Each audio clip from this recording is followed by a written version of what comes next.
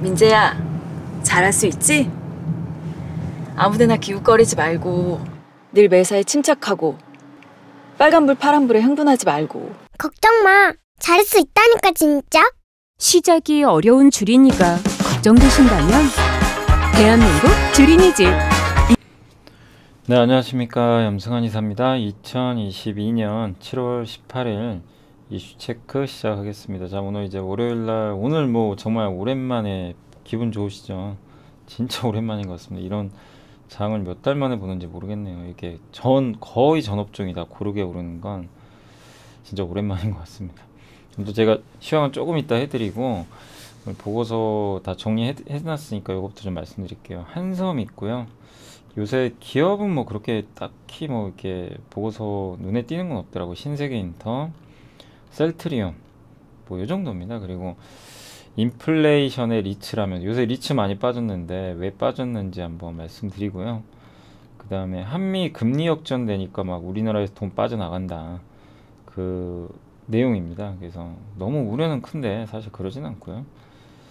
그리고 이제 이번에 사우디 방문이 좀 별거 없었다, 이런 내용들이 많은데 저희 당사에 최진영 연구원님 의견은 완전 다릅니다.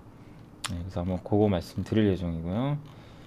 그리고 이 미국 소비자 물가가 정점을 친 건가? 사실 오늘 오른 가장 큰 이유는 이것 때문이에요. 미국 소비자 물가가 정점을 친 것 같다라는 이제 시장이 생각을 하고 있어요, 지금. 뭐 저만 그렇게 생각하는 게 아니라 지금 시장 참가자들이. 근데 또 틀릴 수도 있지만 어쨌든 지금 시장은 여기에 좀 베팅을 한 것 같습니다. 예, 그 내용하고, 그 다음에 최태원 회장의 투자 속도 조절 발언, 요게 반도체 주가를 이끌었고요, 사실. 그 다음 메모리 공급 축소 요즘에 계속 이어지고 있고, 그 다음에 유로존이 왜 위험한지, 왜 위기인지 그 내용하고요. 유럽이 좀 제일 문제예요, 지금.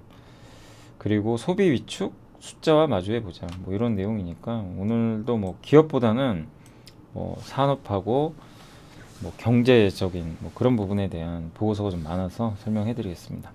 자, 먼저 한섬 같은 경우는 2분기 실적이 좋다고 하고요. 네, 이거 왜 이러죠? 2분기 영업이익이 36% 증가할 것 같고, 시장 기대보다 잘 될 것 같고요. 근데 다만 이제 요새 의류주 안 좋을 거라고 그냥 낙인을 찍어버렸어요. 야, 소비 주는데 뭔 소리야, 막 요즘에 이러잖아요. 근데 브랜드 회사들은요, 특히 한섬 같은 고급 브랜드는 이렇게 아주 막 물가나 이런 거에 크게 연동이 되는 회사는 아니에요. 고가 브랜드이기 때문에. 그래서 저는 뭐 계속 좀 괜찮지 않을까 이렇게 보고 있고, 돈도 잘 벌고요. 예, 뭐 국내 대표 브랜드 회사죠. 1등이죠, 기성복. 예, 그리고 무엇보다 너무 낮은 PER 6배에 거래될 체력은 아닌 것 같아요. 다만 단점은 화장품 하나 런칭을 했는데 이거 마케팅비가 좀 들어가요. 요거에 대한 좀 부담은 있습니다. 근데 그걸 감안해도 퍼 6배는 너무 좀 과도한 저평가인 것 같습니다. 지금 5.4배밖에 안 돼요. 그래서 지금 주가는 좀 저렴하다. 그러니까 모멘텀이 강하다 이거보다도 주가 싸다, 그렇게 보시면 되겠고, 신세계인터는 이제 화장품도 하고 의류 수입도 하고 막 이런 회사죠. 그래서 의류와 화장품이 주 매출처인데 이번 분기에 최대 실적을 예상을 하고 있다고 합니다. 네. 그리고 의류 매출, 화장품 다 증가하고요. 특히 의류 쪽이 좋았던 것 같아요. 네. 그리고 좀 돈 안 되는 건 다 정리하고 있다고 합니다. 데이즈, 코모도 같은 생활용품은 자주라는 브랜드 아시죠? 예. 그거 효율을 한다, 이런 내용인 것 같아요. 역시 저평가, 15배, 16배 받던 기업인데 요새 뭐 주가 많이 빠져가지고 굉장히 저평가되어 있는 고향까지는 온 것 같습니다. 자, 그리고 요즘에 이제 셀트리온 긍정적인 보고서가 좀 많이 나오더라고요. 그래서 오늘도 한화투자증권에서 보고서가 나왔고 목표 주가 올렸고요. 일단 실적이 좋대요. 2분기 11.8% 이익 증가할 것 같고, 영업이익률도 25.8%에서 반등하는 것 같고요. 그 다음에 바이오시밀러 주력이죠. 이게 좋고, 베그젤마라고 있어요. 이 바이오시밀러가 하반기에 나올 것 같다고 합니다. 그래서 올해 작년보다 뭐 영업이익이 엄청 증가한 건 아닌데 작년에 뭐 진단키트나 이런 게 많이 붙어 있었잖아요. 근데 이제 어쨌든 엽기적 효과가 좀 일부 있는 거죠. 그래도 이 정도면 선전하는 것 같고, 워낙 그동안 좀 안 좋다 보니까 보수적으로 봤어요. 근데 지금 중요한 거는 추정치 대비해서 이렇게 726억 정도, 한 10% 정도 이익 추정치가 올라간 것 같더라고요. 그러니까 되게 안 좋게 봤다가 좋아지는 그림으로 가는 거고요. 그래서 내년까지는 요 모멘텀 램시마 SC, 유플라이마가 그거거든요. 이제 휴미라, 전 세계에서 가장 큰 항암제 그 휴미라를 이제 복제한 거죠. 바이오시밀러. 요게 미국에 내년에 출시가 될 거라고 합니다. 이 두 가지가 내년에 미국에서 얼마만큼의 성과 나느냐가 중장기적인 주가를 결정을 지을 것 같아요. 예. 그게 제일 중요한 것 같습니다, 지금. 그래서 요새 좀 올라가는 건 그냥, 그러니까 주가라는 게 이게 빠질 때도 이유는 있지만 오를 때도 그냥 가진 않고요. 사실 어떤 이유는 있어요. 저런 이유들이 있다 보니까 이제 서서히 주가가 조금씩 뭐 꿈틀꿈틀 되고 있는 것 같습니다. 그래서 요 정도, 뭐 요새 셀트리온 많이 보여드렸죠, 보고서. 근데 요즘에 분위기는 괜찮은 것 같아요. 아무튼 주주분들 워낙 많으시니까 셀트리온도 주가가 좀 잘 됐으면 좋겠네요. 그리고 이제 인플레이션의 리츠라면서요 라는 보고서인데, 신영의 박세라 연구원님이 리츠가 이제 인플레이션 시기에 좀 대안주가 돼서 이자 따박따박 주잖아요, 배당금을. 각광을 받았는데 요새 주가가 급락을 했어요. 왜? 금리 인상 때문에. 금리 인상을 하면 리츠는 돈을 빌려가지고 부동산 투자를 해요. 그래서 거기서 나오는 이제 뭐 임대 수익이나 뭐 자산 매각 수익을 주주들한테 배당으로 돌려줍니다. 근데 금리가 오르면 이자 비용이 올라가잖아요. 그죠? 예. 차입을 많이 하기 때문에. 그래서 그렇게 되면 이익에서 그 뭐죠? 매출에서 비용 제하고 이익이잖아요. 그러면 금리에 따른 비용이 올라가니까 배당 가능 이익이 줄어들지 않을까? 그래서 막 급락한 거예요. 근데 한국 리츠들은 그렇게까지 우려할 필요는 없다고 합니다. 왜냐하면 자산 개수도 되게 적고 낮은 금리의 담보 차입을 활용을 했대요. 금리가 낮을 때. 그리고 만기도 내년 이후라고 합니다. 그래서 올해 영향을 안 줘요, 사실 실적엔. 근데 주가는 먼저 빠져요, 항상. 결국 리스크 회피가 짙었다. 일단 팔고 보자. 왜냐면 리츠는 좋았는데 일단 시장도 안 좋고 금리 올라, 그래 정리하자, 뭐 이런 게 작용을 한 것 같아요. 거기다 요새 유상자 많이 하거든요. 그래서 유상자를 하는 이유는 차입금을 갚기 위해서. 그럼 차입금을 갚으면 배당 가능 이익이 올라가는데, 다만 유상자에 대해서는 다들 좀 부정적으로 생각하잖아요. 주식수가 늘어나니까 희석되는 것도 있고. 그래서 이제 그런 유상자에 대한 부담감도 주가에 부담이 됐던 것 같습니다. 아무튼 지금 리츠를 만약에 이렇게 갖고 계시거나 투자하시려고 하시는 분들은 어쨌든 지금 2년 뒤에 금리 어떻게 될지 어떻게 알아요, 그죠?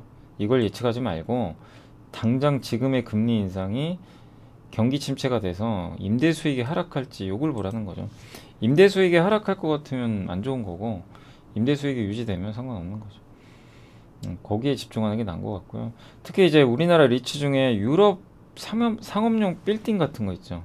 요런 거 인수하는 회사들이 있어요. 그쪽은 조금 더 리스크가 있는 게 유로가 요새 안 좋아서, 유럽 경기가. 그래서 유럽 쪽에 좀 일부 있는 기업들은 좀 영향을 일부 받을 수는 있습니다. 그렇지만 뭐 국내 리츠 같은 경우 뭐 그런 영향 크게는 안 받을 것 같고, 이미 또 뭐 올해 금리가 올라도 워낙 또 싸게 담보 차입한 것들이 있으니까 큰 영향 없을 것 같아요. 리츠에 대해서도 지금은 뭐 그런 건 아니다라고 말씀을 드리고 싶고요.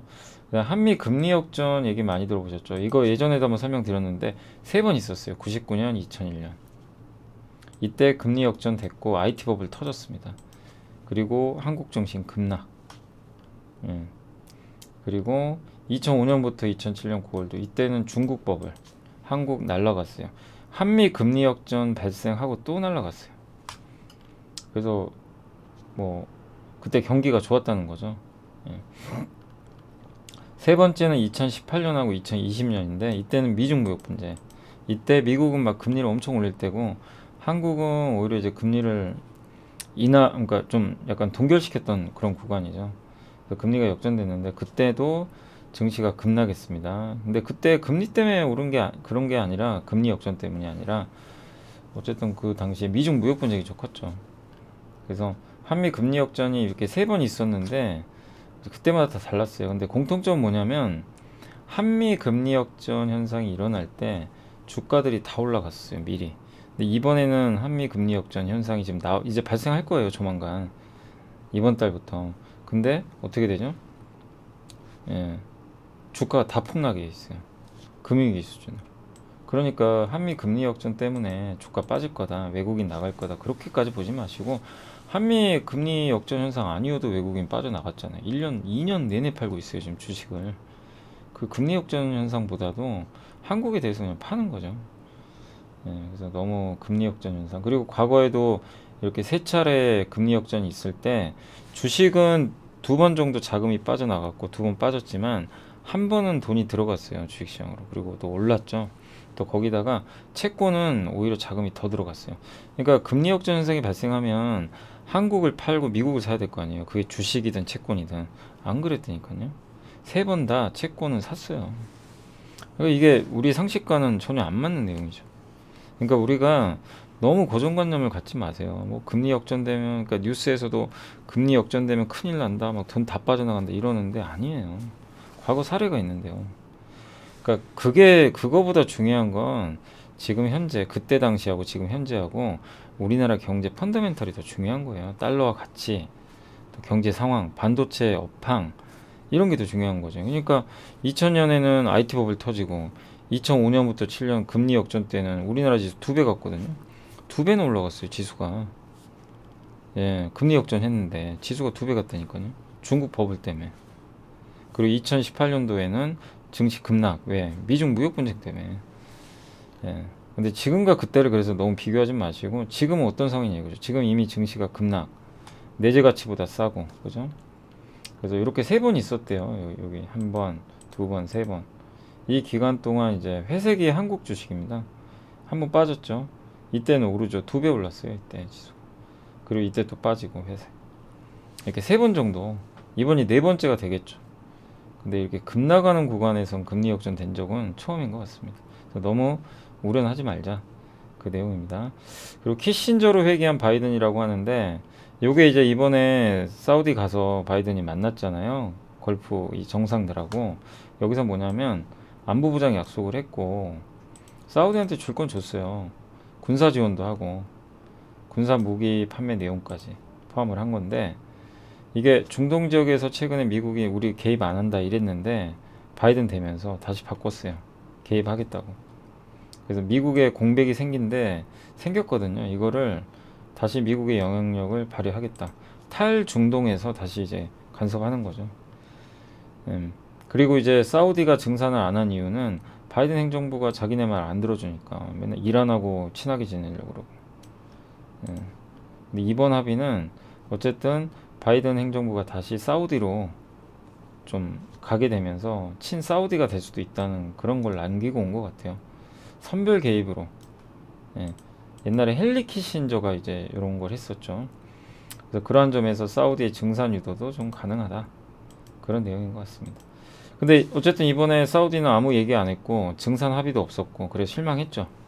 그래서 언론들도 실패했다 이랬는데 저희 당사의 최진희 연구원은 그렇게 안 보고 있고요. 2018년에 비슷한 사례가 있었대요. 그때도 수요 무시하고 공급 때문에. 그때랑 사례가 유사한데, 당시에 미국이 러시아 제재 검토, 베네수엘라 제재 검토, 이란 핵합의 탈퇴 우려, 이런 것들인데 이 세 개가 다 공급을 줄이는 거죠. 이 산유국들이니까. 근데 2018년 3월에 트럼프 전 대통령이 모하메드 빈 살만, 사우디 왕세자와 안보회담을 했고, 근데 아무런 논의가 없었어요. 근데 2018년 6월에 오펙 플러스 회의에서 증산을 결정해 버립니다. 사우디 주도로 비례배분씩 증산을 해버려요. 그래서 유가가 꺾여 버립니다, 실제. 그러니까 당시에 트럼프 대통령하고 그 MBS 사우디 왕자가 만났을 때는 아무 내용이 없어서 다 실망했는데 3개월 후에 오펙에 의해서 사우디가 이제 증산하겠다고. 이번에도 그럴 수 있다는 거예요, 저희 당사에서는. 그리고 사우디를 위시한 걸프 3국의 산유량이 한계에 부딪혔다고 주장을 많이 하는데 여전히 생산할 수 있는 룸은 남아 있어요. 그래서 지금은 냉방 시즌이라서 이거를 생산을 더 안 하는 것 뿐이지 수출을 일단 줄이니까. 그래서 2020년 3월에 사우디하고 러시아가 석유 전쟁할 때보다도 지금 더 낮은 수준이라고 하고요. 그리고 제적 유가도 되게 높아요 지금. 제적 유가 대비해서 지금 이 두바이나 이 걸프 3국이 여력이 많아요. 그러니까 뭐 증산을 해서, 증산하면 가격이 떨어지잖아요. 그럼 가격 떨어지면 이 나라들의 세수가 주니까 이거 누가 하겠냐 이러는데, 아직도 재정 균형, 그러니까 이 나라들이 돈을 벌 수 있는 균형 유가가 있어요. 그거보다 훨씬 높아요. 그러니까 증산할 가능성은 충분히 있습니다.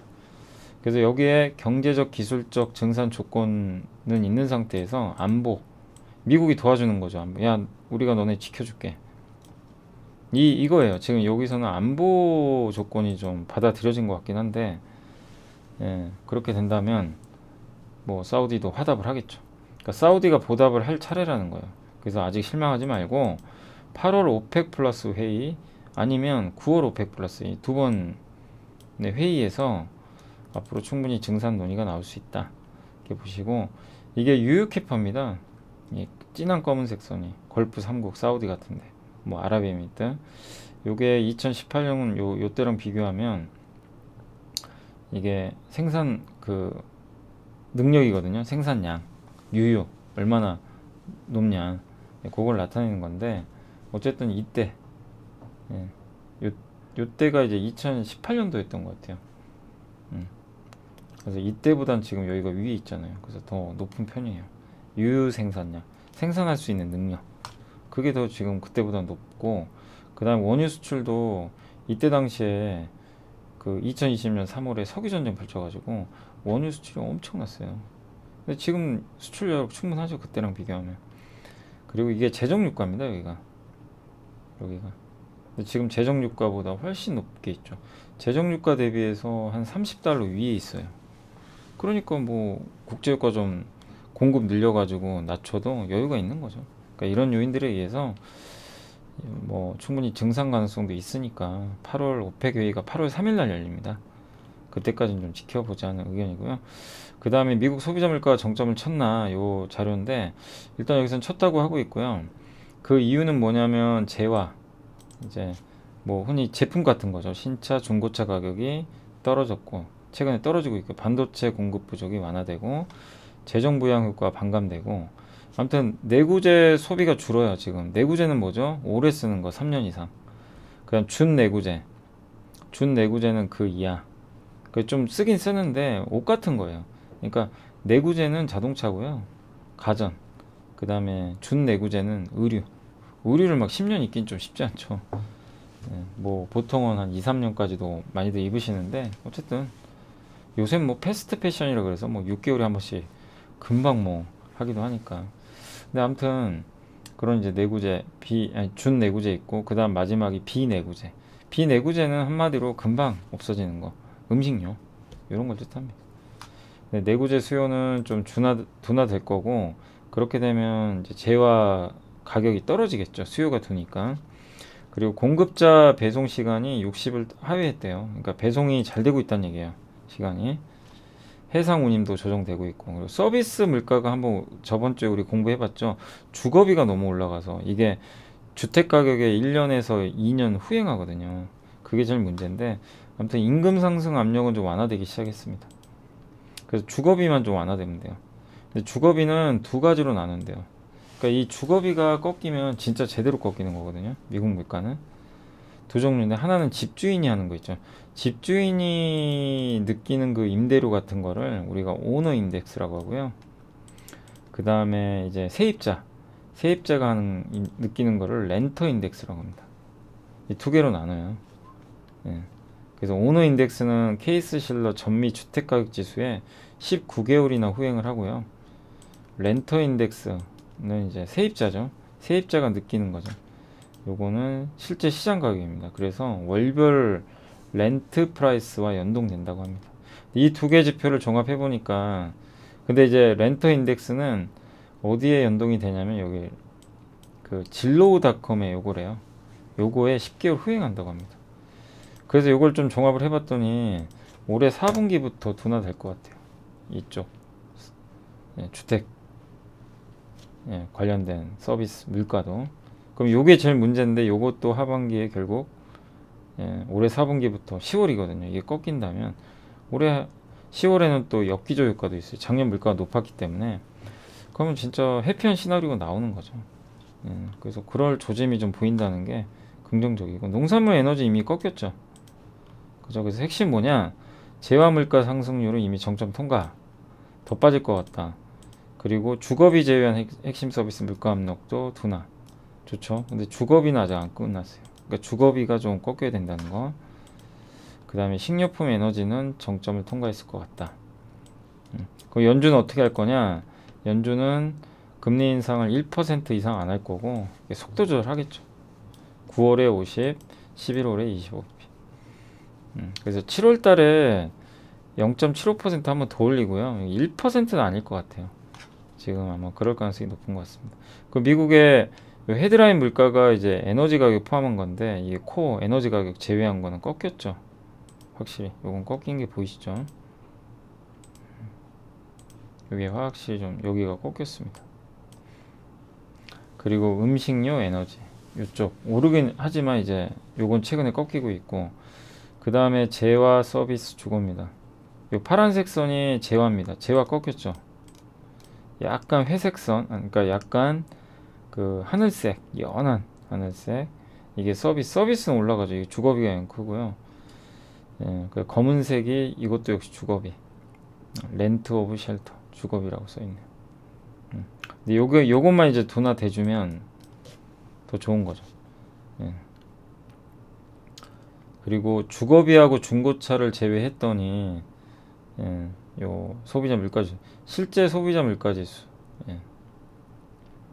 코어 CPI, 그러니까 음식료와 에너지를 제외한 거고요. 그런 걸 나타내는 주가인 것 같아요. 그리고 주거비하고 중고차를 제외한 이 물가도 지금 아직까지는 좀 높긴 높죠. 아직까지는 요게 5.9 정도 유지는 하고 있는 것 같습니다. 6.1인가요?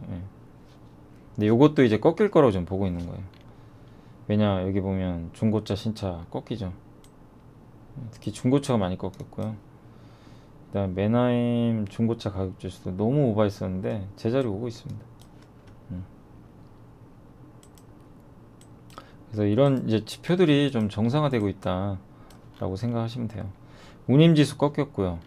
미국 시간당 임금 상승률 꺾였고, 미국 자영업자 임금 인상 계획과 임금 상승률도 꺾였고, 임대료 주택 가격 상승률인데, 아무튼 이게 이제 임대료 주택 가격이 미국 임대료가 주택 가격에 좀 후행합니다. 후행하니까 요 진한색이 미국의 주택 가격 지수거든요. 요게 꺾였죠. 꺾였는데 요게 후행을 한대요. 주거비가. 그렇게 계산을 해보니까 올해 4분기부터는 좀 물가 안정화 될 것 같아요. 주거비 쪽도. 미국의 진로우 임대료라고 하는데 요거는 렌테르 인덱스하고 연동이 됩니다. 이렇게 꺾였죠. 그러면 결국엔 여기도 같이 꺾일 수 있다. 뭐 그런 내용인 것 같아요. 그리고 연준 인사들의 주요 발언인데, 빠른 금리 인상은 너무 좀 과하다, 뭐 그런 내용도 많고요. 100bp 1% 금리 인상 찬성한 사람은 라파엘 보스틱 밖에 없어요. 그러니까 대부분은 0.75 정도 무게를 두고 있고, 그 보시면 이게 장단기 금리차가 이렇게 꺾였어요. 여기 10년에서 3년짜리거든요. 요게 꺾이면 장단기 금리차가 이렇게 꺾이게 되고 마이너스까지 가게 되면 경기가 안 좋다는 겁니다, 향후에. 그러면 중앙은행은 뭐를 해야 되죠? 금리를 낮춰야 돼요. 근데 물가 때문에 못 낮추죠. 근데 이걸 알기 때문에 물가를 올려도 완만하게 올릴 가능성도 있어요. 그래서 그런 그림으로 봐주시면 좋겠습니다. 그 최태원 회장이 투자 속도 조절 발언을 했다고 하는데, 인플레이션 때문에 이게 좀 투자를 조금 뭐 약간 속도 조절하겠다라는 그런 일부 좀 의견이 있었나 보더라고요. 그래서 지난주에 얘기 있었고, 그러다 보니까 SK그룹의 투자 계획 뭐 이런 것들이 다 지연되거나 바뀔 수 있잖아요. 그러다 보니까 하이닉스 주가에는 오히려 좋았습니다. 왜냐하면 하이닉스가 투자를 줄이지 않을까. 예, 이미 블룸버그에서도 뉴스가 나왔지만 이게 일단 호재로 작용한 것 같아요. 그래서 반도체 업황은 좋아질 것 같다. 이 내용입니다. 그래서 금요일날 오르고 오늘도 급등했어요. 그리고 SK그룹은 올해부터 주요 임원 성과 평가에 시장 가치를 이제 적용하겠다고 좀 언급을 했나봐요. 그렇게 되면 주가 관리해야죠. SK도. 예. 그래서 주가가 이제 오르는 걸, 예. 어떻게 보면 최태훈 회장 같은 경우는 주가 오르길 좀 바라더라고요. 사실. 예. 저런 면에서는 좀 긍정적인 분위기 같고, 아무튼 반도체도 너무 좋아서 막 올라갈 때 하지 마시고, 아무튼 이런 내용들이 일부 있어서 오늘 좀 괜찮다라고 보시면 좋겠습니다. 자, 그리고 이제 메모리 공급 축소, 요것도 이제 뭐 요즘에 이제 삼성전자 하이닉스 왜 올라가냐 뭐 그런 내용이고요. 이유는 뭐 여러 개가 있는데, 일단 아까 설비 투자 감소 얘기 나왔고, 이 두 개 회사가 줄이면 한 106억 달러가 줄일 수 있대요. 한 12% 정도. 그럼 내년에 공급이 줄겠죠. 그리고 중국 6월 판매가 소매 판매가 예상을 크게 띄워버렸어요. 그럼 IT 수요가 증가하지 않을까.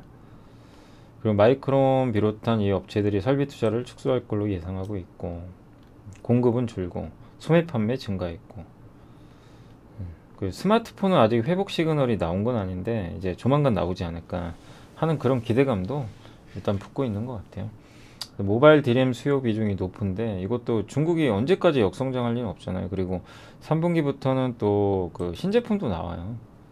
예, 스마트폰. 그래서 그 요인들이 좀 겹쳐가지고 좀 과한 것 같습니다. 그래서 내년 하반기부터 그러니까 반도체 시장은 업황은 좋아집니다. 근데 주가는 항상 말씀드렸지만 먼저 움직여요.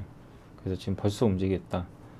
근데 아직 뭐 중간중간 또 고민 남아있지만 어쨌든 메모리 반도체 시장은 내년엔 뭐 어떤 데는 내년 2분기다, 어떤 데는 내년 3분기다 뭐 얘기는 있는데 뭐 그때 가봐야 됩니다, 사실. 근데 시장은 항상 먼저 움직인다는 거. 그래서 빠르면 이제 올해 9월부터 좀 움직일 가능성은 있습니다. 그래서 지금 일단 바닥을 다져가면서 뭐 오르고 내리고 하겠죠.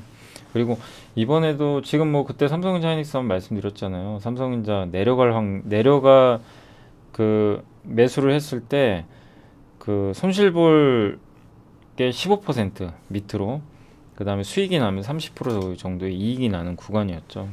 그런 면에서 매력이 있었는데, 아무튼 삼성전자 하이닉스가 또 이런 고민 드실 거예요. 아, 살 걸. 또 올라가면 항상 그래요. 근데 뭐 내려가면 팔 걸, 올라가면 살 거, 그러면 영원히 못 사고요.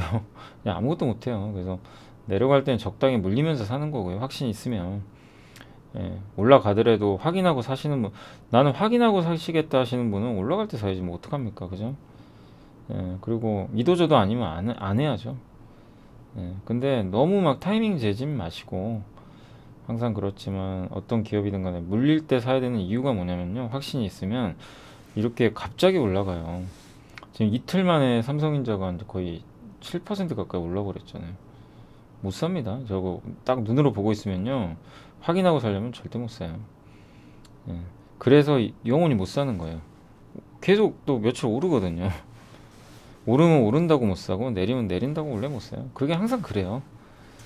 예. 그래서 물린 분들이 나중에 수익 낸다는 얘기가 뭐 괜히 나오는 게 아닙니다. 근데 물론 아무 기업이나 물리면 안 되지만, 내가 확신을 하고 이 정도면 저점인 것 같아 샀는데 좀 물리더라도, 예, 나중에 결국 이제 그게 아이디어가 맞으면 큰 수익을 내는 거죠. 예, 아무튼 지금 쫓아가지 마세요. 뭐 지금 또 벌써 한 이틀간 많이 올라고, 하이닉스도 많이 올랐어요. 하이닉스 후회 없잖아요, 그죠? 많이 올랐기 때문에 뭐 지금 쫓아갈 건 아닌 것 같습니다. 보유의 영역인 것 같고요. 예, 이게 보통 베어마켓 랠리가 바닥에서 한 10에서 12% 올라가니까 뭐 아직 좀 상승 여력은 남아 있는 것 같고, 유로존이 요즘에 좀 심상치 않죠. 러시아가 노드스트림 1 가동을 중단했는데, 이게 보통 정기 보수가 원래 반복됐대요. 항상 신한증권에서 쓴 보고서입니다. 김찬희, 하건영, 이만현 연구원님 감사합니다. 그리고 러시아는 폴란드 등 국가에 대한 천연가스 공급을 중단도 했고, 캐나다 가스관 터빈 부품이 있어요. 이거를 반환을 안 했다는 문제를 들어가지고 노드스트림 가스 공급량을 평소에 40% 이미 축소를 한 상태였고, 이거를 무기로 지금 삼고 있어요, 러시아가. 그래서 아예 이번 주 22일 날 독일에 가스 공급해야 되거든요. 이거 안 하는 거 아니야? 이런 이제 우려를 좀 하는 것 같아요. 그리고 러시아산 가스 의존도가 독일은 60%나 됩니다. 너무 많죠. 독일 전력비 올라가죠. 그러니까 왜 유럽이 지금 안 좋은지 여기 나와 있는 거예요.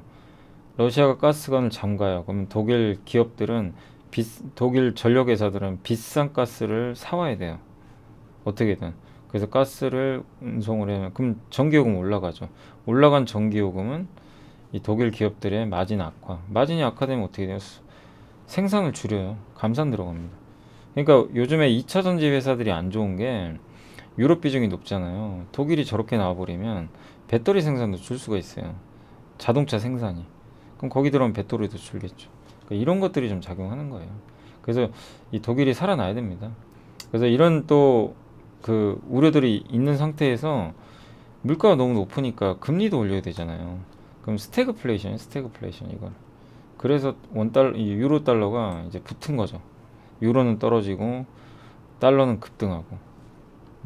그래서 이제 우리가 확인할 건 정기 보수 이후로 이번 주 22일 날 가스 공급이 되면 이제 불확실성 해소되지만 독일이 아직 좀 재고가 부족해서 어떻게 재고를 더 확충할지는 좀 지켜봐야 될 것 같고요.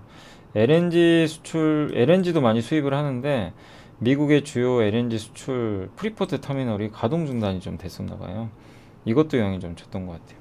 근데 이런 것들은 언젠가 해결될 이슈인데 지금 가뜩이나 안 좋은데 이런 게 생기니까 더 악재인 것 같습니다. 그래서 유럽의 천연가스 가격은 이렇게 올랐고 유럽에서 독일, 이탈리아는 천연가스 비중이 이렇게 높아요. 이탈리아는 더 심각하죠. 그래서 이게 안 되면 석탄 발전소라도 돌려야 됩니다. 요즘에 이제 이런 얘기 나오는 거고, 그리고 가계는 인플레이션 부담이 심화되고 소비 줄이겠죠. 그러니까 소비는 줄여서 기업들 매출은 줄 거고 기업들의 비용 부담은 커지고 이게 진퇴양난이에요. 이 모든 게 에너지 때문이에요. 예. 근데 유로존 서비스업은 좀 괜찮대요. 왜냐면 사람들이 유럽에 여행을 가니까. 그렇지만 이마저도 변이 바이러스 때문에 좀 주춤할 가능성이 있습니다. 그래서 7월에 정책금리 22 이번 주에 올릴 거예요. 올려야 되는데 딜레마죠. 올리자니 유럽 경기가 안 좋고 이탈리아는 지금 리스크가 좀 있는 국가인데 여기에 금리 올리면 채권금리 올라가서 이자 어떻게 갚을 거냐, 여기에 대한 리스크들 이런 게 있어요. 그리고 금리 올리면 스태그플레이션 오잖아요. 경기는 둔화되는데 금리는 올리니까. 그리고 나라들이 막 분리되어 있는 거 아시죠? 막 여기저기 쪼개 있어가지고. 독일은 돈을 안 쓴 나라입니다. 그래서 부채가 이거밖에 없어요. GDP 대비 70%. 그리스, 이태리는 뭐 좀 이렇게 지출하는 나라죠. 그래서 이렇게 높아요. GDP 대비해서 부채 비율. 2010년 재정위기 때보다 높대요. 그래서 뭐 유럽 중앙은행이 뭐 여러 가지 묘안을 좀 찾고 있는데, 그러니까 지금 사실 이탈리아 되게 위험하거든요. 이탈리아 금리가 막 오르는데 여기 금리까지 올리는데 천연가스 비중은 높은 나라고 아주 그냥 제일 지금 리스크가 큰 나라예요. 여기 그리스 이탈리아가 여기거든요. 요 노란색 선이 지금 부채 비율인데 옛날보다 더 높아요. 부채가. 그죠? 독일은 오히려 좀 낮고, 독일은 지금 가스 공급이 안 되는 게 좀 문제긴 한데, 이러니까 위기니까 국채금리 올라가요. 그래서 저번에 라가르드 ECB 총재가 갑자기 긴급회의 소집해가지고 이게 너무 올라가니까 금리가 좀 우리 좀 리스크에 대비하자. 그래서 좀 불안하면 이탈리아나 이런 쪽에 뭐 자금도 공급하겠다. 뭐 이런 얘기를 했던 것 같더라고요. 그래서 지금 화약 이쪽이 좀 불안합니다. 근데 여기서 ECB는 유럽 중앙은행은 금리를 지금 올려야 되는 딜레마예요. 물가 잡아야 되니까. 그러니까 지금 가장 문제 지역은 유럽입니다. 유럽이 살아야 우리도 살아요. 유로화가 올라가야 돼요. 무조건. 그래야 달러가 꺾이고 외국인이 들어와요. 근데 지금은 여전히 달러가 높아요. 높은 상태에서 외국인은 왜 들어오냐면 이제 워낙 많이 팔아놨고 그 다음 반도체가 좋아지니까. 그래서 반도체만 사잖아요. 아무튼 이게 금리 오른다는 게 좀 부담이고, 이 노드스트림 가스 공급량이 이렇게 줄어버렸죠. 유로존 천연가스 가격. 다른 원자재 다 떨어지는데 여기만 올라갑니다. 그러니까 이런 부분들이 일단은 좀 약간의 리스크 요인이다 라고 생각해 주시면 일단 될 것 같습니다. 네. 자, 그리고 이제 오늘 마지막 보고서인데요. 요거는 이제 신영증권의 서정현 연구원님이 쓰신 건데, 우리가 이제 그 기존의 그 고정관념을 좀 깬 보고서예요. 뭐냐면 소비 위축이라고 자꾸 하니까, 근데 치솟는 물가와 금리로 가처분 소득, 이제 우리가 써야 될 돈을 다 뺀 나머지 소득이죠. 예, 그러니까 그런 소득이 감소함에 따라서 소비 위축이 우려된다. 요런 이제 내용입니다. 만약에 뭐 전기료나 대출이자 올라가면 그만큼 우리 소득에서 그건 빼야 될 거 아니에요. 그러면 그 빼고 남은 돈이 예전보다는 줄어든다는 의미가 되겠죠. 그래서 이 뉴스는 항상 보셨을 거예요. 뭐 저도 흔하게 보는 뉴스고, 소비 둔화된다, 둔화된다. 이건 뭐 우리나라만 보면 그런 건 아니니까. 그래서 가계부채가 많은데 금리도 오르면 소비 여력은 감소. 하지만 물가와 상관없이 구매해야 되는 것들도 있고, 또 가계부채보다 자산이 훨씬 많은 분도 있어요. 그러니까 모든 걸 일반화할 수는 없는 건데, 어쨌든 소비 위축이 온다, 이런 내용은 뭐 항상 나오는 거고. 근데 지난 20년 동안, 맞아, 이 말도 맞는 것 같아요. 신문의 경제면을 보면 지금 너무 호황입니다 라고 말하는 걸 들어본 적 있어요? 저도 없는 것 같아요, 별로. 제가 봐도 호황입니다 맨날, 그러니까 매번 불황이래요. 진짜 그랬던 것 같아요. 예. 근데 이 소비 전체가 갑자기 바뀌는 경우는 뭔가 외부 충격 때문에 바뀐대요.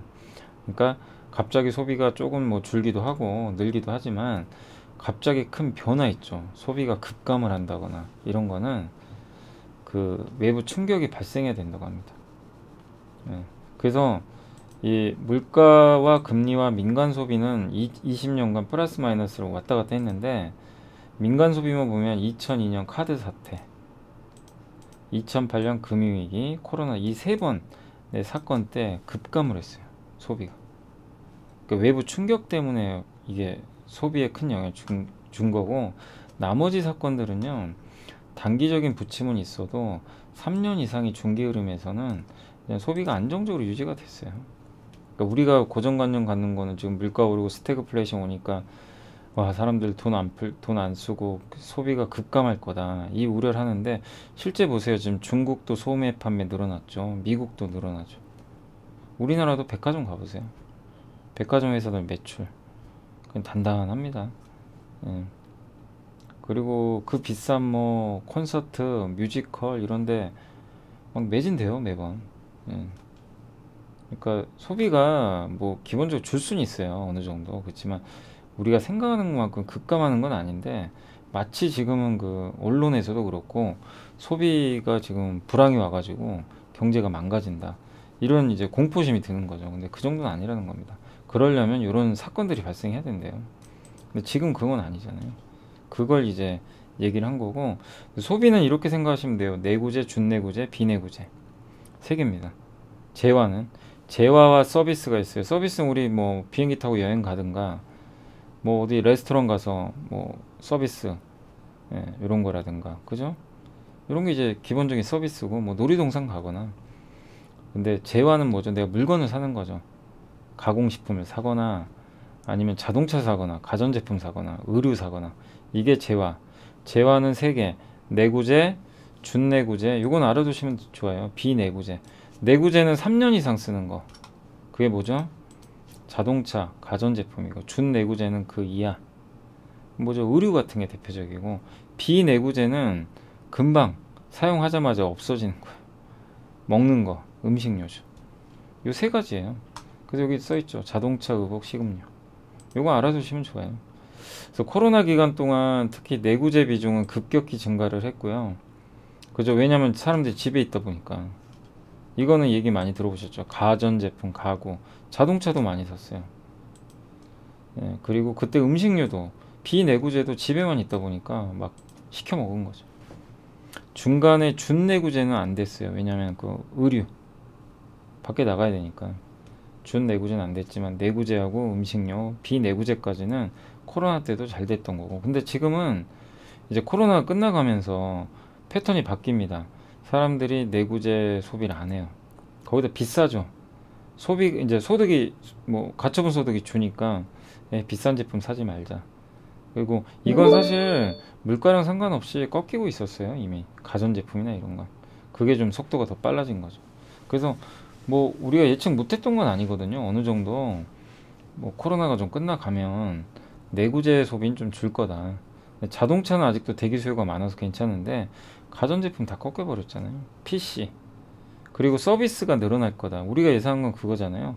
서비스가 대신 늘어나서 우린 여행 가고 놀러 가고. 근데 또 오미크론이 또 터졌어요. 그럼 어떻게 돼요? 또 여행을 지금 못 가죠. 여행을 예전처럼 쉽게 또 못 가고. 그렇다고 다시 가전제품 사나요? 안 그래요. 그죠? 그래서 서비스 지출은 다시 증가하려다 지금 다시 정체. 그러면 이게 어디로 가요? 어디로 가겠어요? 비내구재, 음식료 쪽으로 가요. 필수 소비재. 먹고 살아야 되니까. 그래서 예, 지금 여기 써 있죠. 고물가 금리 인상이 겹쳐가지고 상황이 재밌어졌다. 원래 재화 소비는 당분간 둔화될 걸로 예상했는데 맞아, 그건 맞죠. 서비스 지출 회복이 지연돼요. 그리고 요게 또 한 가지가 뭐냐면 사람들이 또 물가 너무 올라가니까 비싼 여행 안 가려고 그래요. 그죠? 이것도 하나의 영향을 주는 거죠. 그래서 재화 중에서 먹는 거 있죠. 비내구재 소비는 계속 증가할 것 같다. 예, 요겁니다. 그러니까 서비스로 가려던 게 저 비내구재로 간다는 얘기예요. 코로나 끝나고. 그래서 이게 음식료 쪽은 더 좋을 수 있다는 겁니다. 상당 기간 더 지출될 것 같고 미국도 비슷하대요. 그래서 그 괜찮을 만한 소비 항목을 집어낸다 하더라도 소비위축이라는 단어 앞에서 소비재 섹터 투자 심리는 동시에 위축되는 게 현실이다. 현실이지만 이 안에서 우리가 상대적으로 나은 걸 찾아보자. 그런 내용이고. 그래서 필수 소비재가 어디서 판매되죠? 할인점, 슈퍼, 편의점. 요 세 개는 괜찮게 보고 있는 것 같아요. 그리고 백화점도 여전히 괜찮다고 보는 게 코로나 시기 때 명품이 유행했지만 명품은 꺾일 거예요. 재화니까 비싼 재화죠. 사람들이 수요를 줄입니다. 그럼 어디로 가요? 그걸 줄이는 대신에 해외여행을 갈 줄 알았는데 못 가요. 또 소비 여력이 부족하니까. 그러면 먹는 거 필수 소비재. 그리고 옷을 사요. 그동안 옷 소비 상대적으로 옷도 저렴한 제품들도 막 사게 되는 거죠. 그래서 5월 백화점 매출 동향에서 캐주얼 품목이 굉장히 잘 팔리고 있다고 합니다. 그리고 미국은 의류 재고가 좀 높은데 그래서 최근 ODM 업체들이 지금 조금 고전하죠. 근데 이건 한세 실업은 되게 좋게 보더라고요. 여기선. 그래서 충분히 주가에 반영됐고 다만 한국 쪽만 봤을 때는 브랜드 업체들 아까 한성 같은 거 있죠. 신세계인터나 이런 브랜드 업체들이 유리하다. 뭐 칸골 가지고 있는 SJ그룹, 더 네이처홀딩스 이런 기업들은 브랜드 업체들이라 괜찮을 것 같다. 그런 내용인 것 같아요. 그래서 아무튼 뭐 여기서 우리가 알 수 있는 건 이게 정답입니다가 아니라 소비가 망가진 게 아니에요. 근데 우리는 그냥 소비 이제 완전히 절벽에 왔다 이렇게 생각하지만 그건 아니고 그 재화에서도 내구재, 준내구재, 비내구재, 서비스 이런 거에 따라 다르다는 겁니다. 오히려 필수 소비재는 늘어나고 의류 쪽도 브랜드 제품은 괜찮았고 뭐 이런 거라는 거죠. 그래서 세분화해서 보자라는 내용. 무조건 그냥 소비 안 되니까 의류주 안 되고 화장품 안 되고 뭐 이런 건 생각하지 말자는 거죠. 그거는 바람직하지 않다. 그 내용입니다. 요게 이제 요 표에 있는 게 그 내용이에요. 그러니까 당초에 서비스가 증가하고 재화 소비가 둔화할 줄 알았는데 서비스 지출이 여기 제동이 걸렸어요. 코로나도 있고 그 다음에 지출 여력이 감소해서 내구재는 당연히 예상대로 줄어요. 이건 예상했던 대로. 대신에 여기가 더 유지돼요. 비내구재가 음식료나 화장품도 금방 쓰잖아요. 요런 쪽 음식료 화장품이 더 오래 간다. 소비 이쪽에. 그래서 그걸 판매하는 채널 괜찮다. 그런 내용이에요. 그리고 이게 과거에도 소비가 급감했던 시기가 카드 사태, 금융위기, 코로나 때입니다. 그때 외에는 이게 꾸준해요. 뭐 진폭은 있지만 그 얘기죠. 그러니까 지금도 정상적으로 좀 내려오겠죠. 그렇지만 소비가 뭐 마이너스 가고 그러진 않을 것 같습니다. 그래서 여기 그 신형에서 이제 선호하는 기업들이고 오프라인 쪽에서는 롯데쇼핑. 요건 이제 그런 기업들이니까 참고만 하세요. 네이버도 괜찮다. 편의점에선 BGF 리테일, 패션에서 F&F 브랜드, ODM은 한세실업 이런 내용들인데 다만 F&F는 또 중국 비중이 높다 보니까 뭐 어떻게 될지 모르겠어요. 어쨌든 요거는 저의 선호주가 아닙니다. 여기 나온 선호주니까 신영증권 서정현 연구원님 꼭 참고하시면 될 것 같습니다. 그리고 중국의 요새 반도체가 올라가는 이유 중에 하나가 요거예요. 중국의 크레딧 임펄스라고, 이게 뭐냐면 중국의 유동성입니다. 대출, 중국이 총 대출을 얼마만큼 했냐, 이게 증가하면 돈이 풀렸다는 얘기죠. 지금 꺾였다가 풀리죠. 그러면 중국의 소비가 증가해요. 실제 증가했죠. 그 중국이 이렇게 채권 발행을 많이 했어요. 인프라 투자하겠다는. 그리고 재화 판매, 중국의 소매 판매가 이렇게 빨간색 보이시죠? 터닝했어요. 그리고 자동차 늘었죠. 석유 제품 늘었죠. 식료품 늘었죠. 의류 늘었죠. 다 늘었어요. 이 5개 주요 소매 판매액이 다 늘어났습니다. 요 회색선 최근 데이터가. 가전도 늘었어요. 그래서 반도체나 우리나라 주식시장이 지난주 금요일부터 살아간 게 이제 이런 이유 때문이에요. 중국 지출도 회복되고. 이런 구조를 이해를 하시면 좀 좋을 것 같습니다. 자, 오늘 이제 보고서는 여기 다 보여드렸고, 그 다음에 전자공시에서는 오늘 그 현대미포조선 좀 있었어요. 오늘 현대미포조선이 수주 잘하더라고요. 그리고 내년까지 조선주들은 사이클상 괜찮아요. 왜냐면 내년에 또 환경 규제 들어가서 친환경 선박 발주도 대기 중이고, 조선주들은 요새 막 급등락해서 또 상심하셨겠지만 잘 좀 버텨보시면 좋을 것 같고, 그리고 오늘 실적 나온 게 있는데, 실적주에서는 요거 오늘 발표한 거 ISC 우리 잘 알죠. 반도체 2개 회사 해성 DS 둘 다 뭐 엄청 서프라이즈는 아닙니다. 그렇지만 작년에 비해서 실적 좋고 예상치 대비해서도 이렇게 증가했어요. 다만 이 기업들이 왜 이렇게 요즘에 주가 안 좋냐면 올해 하반기엔 좀 안 좋아질 수도 있어요. 하반기 실적 그걸 미리 선반영. 2분기 실적이 아주 중요하다기보다는 하반기하고 내년인데 미리 선반영은 됐죠. 조정을 받았으니까. 그래서 이제 뭐 당분간 좋아질 수 있지만 요 숫자만 보고 투자하지 마시라는 얘기예요. 특히 해성 DS 같은 경우는 뭐 잘 아시겠지만 그 작년에 워낙 많이 올랐잖아요. 기억나시죠? 예. 엄청 올랐어요. 주가가.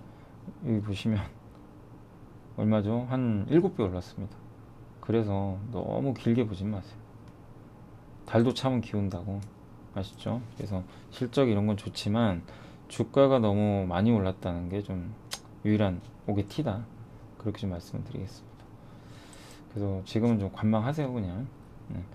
자, 아무튼 여기까지 말씀드렸고, 오늘 시황 좀 간단히 설명드리고 마무리하겠습니다. 오늘도 외국인들은 주식을 많이 샀습니다. 6,200억이나 샀고, 그렇게 팔더니 사고에 뭘 샀죠? 전기전자 3,400억. 그 다음에 오늘 많이 산 게 서비스 업종, 예. 대형주 위주로. 일단 대형주 싹쓸이 했습니다. 예. 그리고 오늘 환율은 많이 떨어지진 않았어요. 유럽이 꺾여야 돼요. 유럽이 올라가야 돼요. 유럽 경제가 아까 설명드렸죠. 왜 유럽이 지금 위기인지.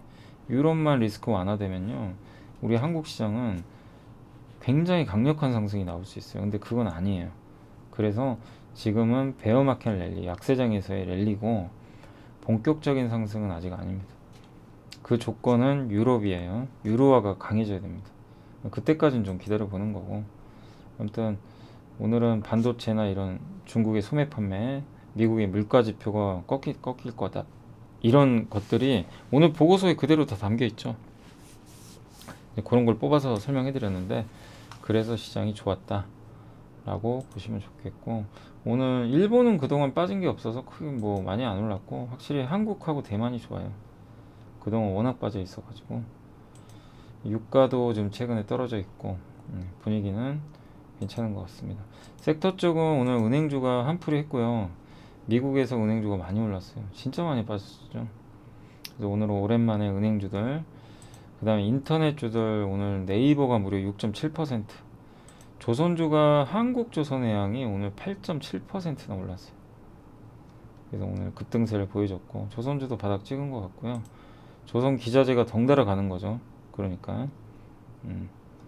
그리고 우주항공산업주들도 오늘 4% 가까이. 특히 덕산하이메탈은 우주 쪽보다는 반도체로 간 거죠. 물론 이제 연관이 없는 건 아닌데 자회사가 인공위성 관련주가 있고요. 그 다음에 오늘 건설주 오랜만에 급등이 나왔고, 증권주가 오늘 급등했습니다. 진짜 오랜만이죠. 증권주 오른 거. 키움, 미래. 그래서 오늘 대중주라 그래요. 옛날에 트로이카, 은행, 건설, 증권을.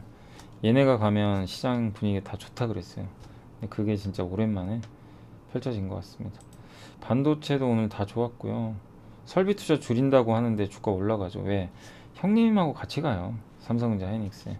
내년에 업황 좋아지면 또 투자 늘릴 수도 있거든요. 그래서 업황이 더 중요합니다. 반도체 재료주도 오늘 다 좋았고, 오랜만에 반도체가 다 웃는 날이었습니다. 그리고 HPSP 기억나세요? 요거 청약 하신 분들 계시죠? 그죠? 이거 한번 소개해드렸잖아요, 예전에. 청약 괜찮을 것 같다고. 이 공모가 대비해서 따블났죠, 지금. 그래서 욕심내지 마시고 이익 실현하세요. 공모주 2배 났으면 그냥 파는 게 맞습니다. 너무 고민하지 마세요. 더 가면 남의 몫이고. 그리고 아마 성일하이텍이 오늘인가요? 오늘하고 내일 하는 걸로 아는데, 그죠? 공모주 하잖아요. 또 이게 어마어마한 대여라 다들 아마 몰릴 것 같은데, 받을 수 있는 분은 받는 건데 아마 받기 쉽진 않으실 거예요. 그래서 성일하이텍 올해 최대어죠, 한마디로. 오늘하고 내일인가요? 아마 제가 그렇게 하는데, 공모주도 아마 많이들 하실 것 같습니다. 그리고 반도체 장비 좋았고요. 4차 산업혁명 수혜주, 원자력 발전, 남북경협주 다 좋았습니다. 손해보험, 면세점은 그 면세한도 올렸잖아요. 그래서 오늘 물론 좀 아쉬운 건 오르다 말아버렸어요. 근데 아직은 해외여행을 예전처럼 지금 많이 못 가니까 그래도 긍정적이죠. PCB 쪽도 오늘 좋았고요. 오랜만에 좋았네요. 해운주도 오랜만에 좋았습니다. 많이 빠졌었죠. 음원 음반주도 좋았고, 오늘 다 분위기 괜찮았네요. 건설주에서도 중소형주도 오늘 좋았어요. 정유주도 오늘 모처럼 괜찮았습니다. 오늘은 다 올라갔네요, 대부분. 2차전지 장비, 태양광도 아침에 안 좋았거든요. 그 미국에서 법안 그 우려 때문에. 그래도 올라갔습니다. 한국은 먼저 빠져가지고요. 그렇다고 태양광의 방향이 바뀐 건 아니에요. 하긴 하는데 좀 이게 법안이 좀 지연되면 속도에 문제는 생기겠죠. 갤럭시 부품주, 항공기 부품, 통신 장비, 철도, 의류주, 오늘 의류주도 괜찮았습니다. 오랜만에. 2차 전지, 휴대폰 부품 아침에 다 빠졌다 올라왔고요. 철강주 다 고르게 올라왔습니다. 단 빠진 거는 뭐죠? 코로나19 수혜주, 바이오 이쪽만 빠졌습니다. 그래서 오늘만 같으면 얼마나 좋겠어요, 매일매일. 그리고 많은 개인 투자분들이 제일 고생하시는 삼성전자, 하이닉스, 이게 이틀간 이렇게 급등한 건 참 오랜만에 보죠. 그래서 좀 더 상승을 해주길, 하이닉스도 그렇고. 이렇게 생각하면 여러분 또 그 생각 드시죠. 사놓을걸, 급 나갈 때 살걸. 항상 그래요, 주가라는 거. 그래서 알 수는 없는 거예요. 그래서 타이밍은 못 맞춥니다. 타이밍 맞출 생각 하지 마세요. 그리고 요즘에 타이밍 내가 맞췄다 하시는 분들도 계시지만 영원히 맞출 수 없어요. 그거는 운입니다, 운. 아시죠? 타이밍은 못 맞춰요. 그게 힘들어요. 사실 이렇게 갑자기 주가가 올라가거든요, 주가라는 거. 아무튼 오늘도 수고들 많이 하셨고, 아무튼 이번 주만이라도 좀 일주일 내내 시장이 이렇게 좀 좋게 흘러갔으면 하는데, 금요일이 좀 변수는 또 이번 주 몇 번 변수는 있어요. 그런 거 보면서 또 체크를 하도록 하겠습니다.